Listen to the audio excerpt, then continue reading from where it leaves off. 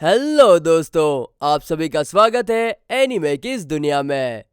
तो इस एपिसोड के स्टार्टिंग में वन आई वोल्फ मॉन्स्टर को इवॉल्व होता देख ली कैप्टन से कहता है कि हमें जल्द से जल्द यहाँ से निकल जाना चाहिए, वरना हम लोग जिंदा नहीं बचेंगे। जिस पर कैप्टन कहता है कि तुम ऐसा सोच भी कैसे सकते हो, अगर हम अभी पीछे हट गए तो मॉन्स्टर सिटी के लोगों को नहीं छोड़ेगा, इसीलिए हमें किसी भी तरह इसे यहीं पर रोकना होगा। जिसके बाद कैप्टन फेशी को ग्राउंड वेव जनरेट करने के लिए कहते हैं, ताकि अगर मॉन्स्टर बर्फ तोड़कर भागने की कोशिश करे तो तुम उसे रोक सको। साथ ही में वो शाओकी को भी वाटर गार्ड रेडी रखने के लिए कहते हैं। आगे साइटेंग कहती है कि मॉन्स्टर के गर्म खून को आइस ज्यादा देर तक रोक नहीं पाएगा। वहीं मॉन्स्टर को लगातार इवॉल्व होते हुए देख कैप्टन अपने आप को रोक नहीं पाते और फायर एलिमेंट से उस पर अटैक कर देते हैं, जिसके कारण वहां पर एक काफी जोरदार ब्लास्ट होता है और हमें लगता है कि इसमें मॉन्स्टर मारा गया होगा। यही सेम टीम मेंबर्स को भी लग रहा था, मगर इससे मॉन्स्टर को एक खरोच तक नहीं आई होती है। इसके बाद वो मॉन्स्टर इन लोगों पर अटैक कर देता है और ये देखकर शाओकी तुरंत वाटर शील्ड बनाकर उसे रोक लेती है, लेकिन मॉन्स्टर काफी पावरफुल था, वो शील्ड को ब्रेक करके बाहर निकल रहा था। यह देखकर मूफेन शाओकी को उठाकर दूसरी तरफ लेकर जाता है और इससे शील्ड टूट जाती है। अब मॉन्स्टर ठीक कैप्टन के सामने था, तभी कैप्टन उस पर वापस से अटैक करते हैं, जिससे वहां पर एक बार फिर काफी बड़ा धमाका होता है, लेकिन इससे भी मॉन्स्टर को खरोच तक नहीं आई होती है।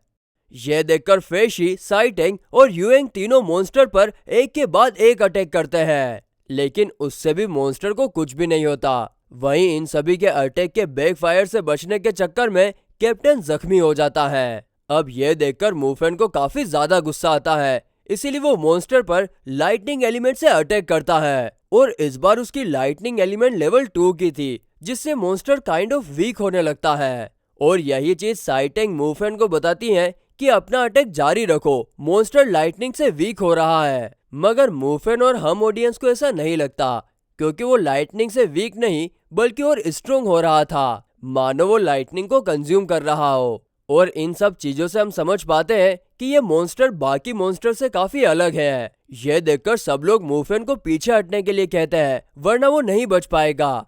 मगर मूफेन उन्हें मना करते हुए कहता है कि देखते हैं कौन पहले नीचे गिरता है, मॉन्स्टर या फिर मैं।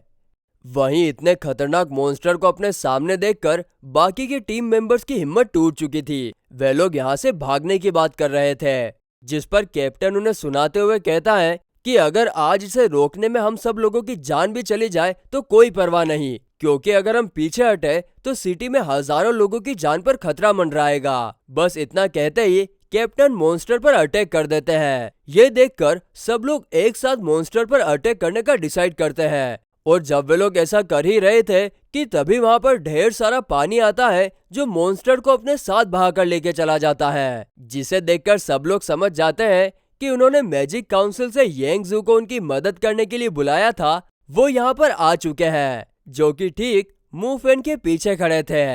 आगे येंगजू मूफेन से कहते हैं कि तुमने काफी अच्छे से संभाला, अब यहाँ से आगे मैं संभालता हूँ। जिसके बाद वो मॉन्स्टर की तरफ भागते हुए जाते हैं और विंड साइक्लोन नाम का मैजिक यूज करके मॉन्स्टर को काफी ऊपर लेके जाते हैं और वहां से जमीन पर नीचे फेंक देते हैं, जिसके कारण मॉन्स्टर का राम नाम सत्य हो जाता है।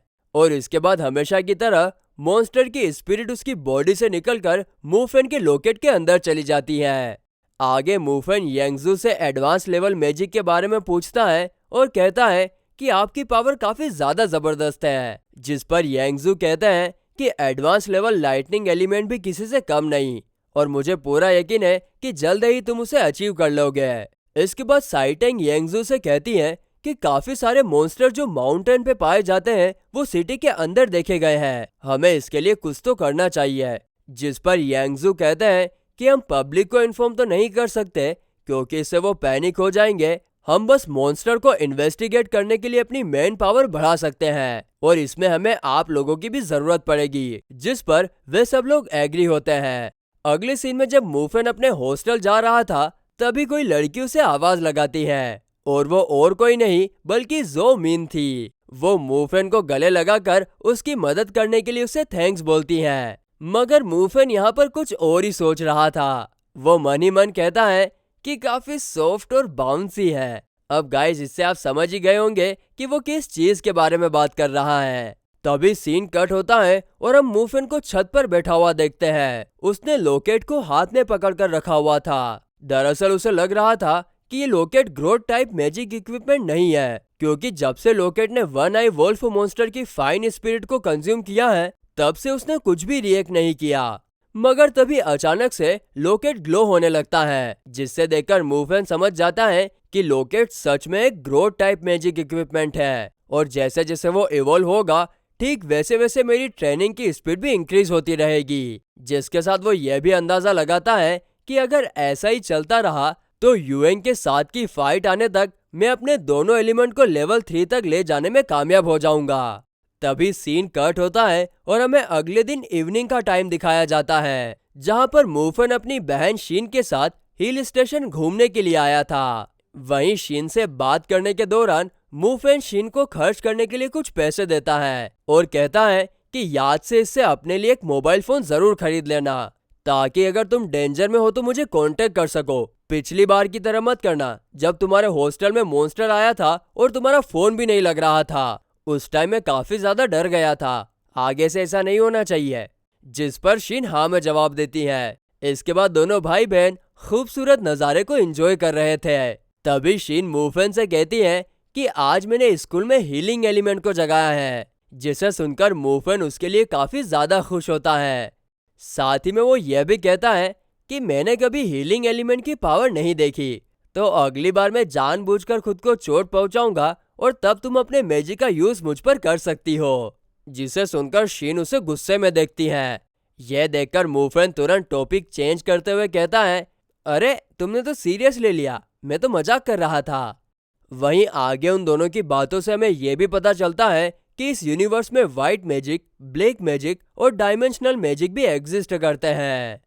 अब ये सब क्या होते हैं वो सब हमें आगे आने वाले एपिसोड्स में पता चलेगा। तो गाइस, इसी के साथ ये एपिसोड यहीं पर एंड होता है।